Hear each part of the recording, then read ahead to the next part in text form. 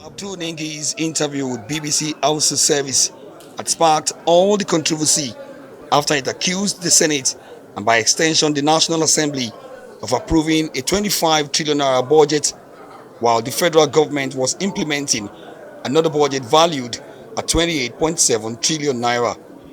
Senate on Tuesday officially confronted Ningi over his claims as amplified by another Senator Suleiman Kau. The move created a chain of reactions, exposing oozing cans of worms Senate would have better kept secret. Senator Adiola Olamilekon from Ogun West, who supervised the budget as chairman of Senate Appropriations Committee, brought up the matter before the Senate on the grounds that his privilege has been badly bruised by the action of Senator Ningi, calling on the Senate to wield the big stick on him. As chairman chairing the Senate Committee on Appropriation, who actively participated in the preparation of this document, and for what have transpired within the last 3 days, my privilege has been breached. Senator Joel Thomas Onawapo from Delta State supported the motion to confront Senator Ningi, and he found guilty. He should be punished for painting the Senate in bad light.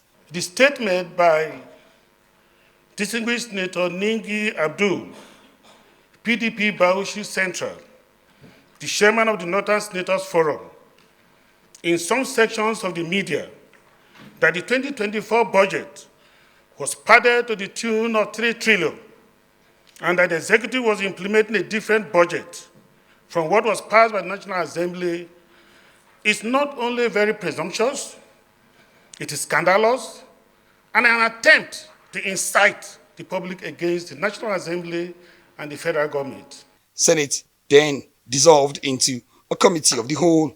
Armed with the transcribed English version of Ningi's interview, Olamilekon went to work to dismantle Ningi's claim, explaining that the 3 trillion naira he alluded to were actually statutory budgets of agencies on first-line charge, the details of which are not usually captured in the national budget documents. Agencies such as 1, the judiciary. The judiciary budget details is not contained in this document. 2, the National Assembly. The National Assembly budget details is not contained in this document. And it's no new thing. I have here a copy of the last 3 budget that was passed, 2021, 2022, 2023.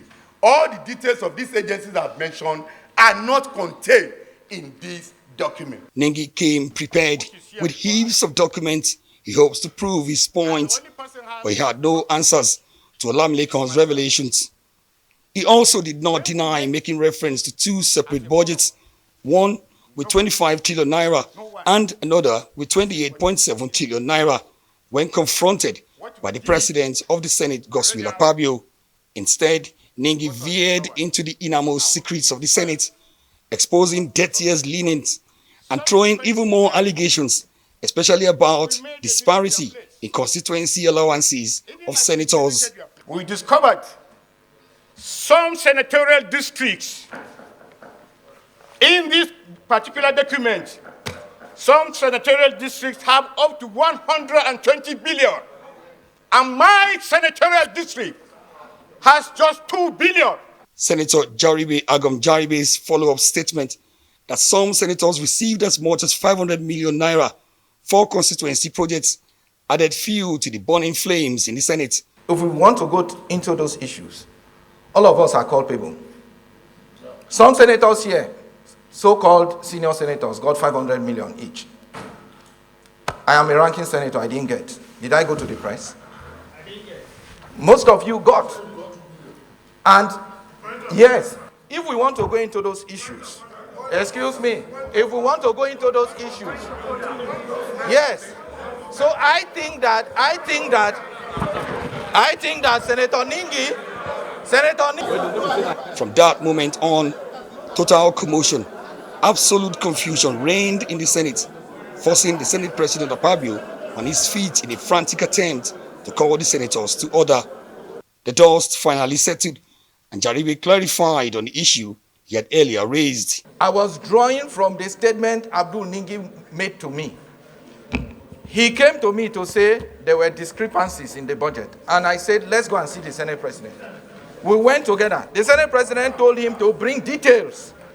And that was the last I heard of it. But he told me that as a senior senator, he got extra 500 million in the budget.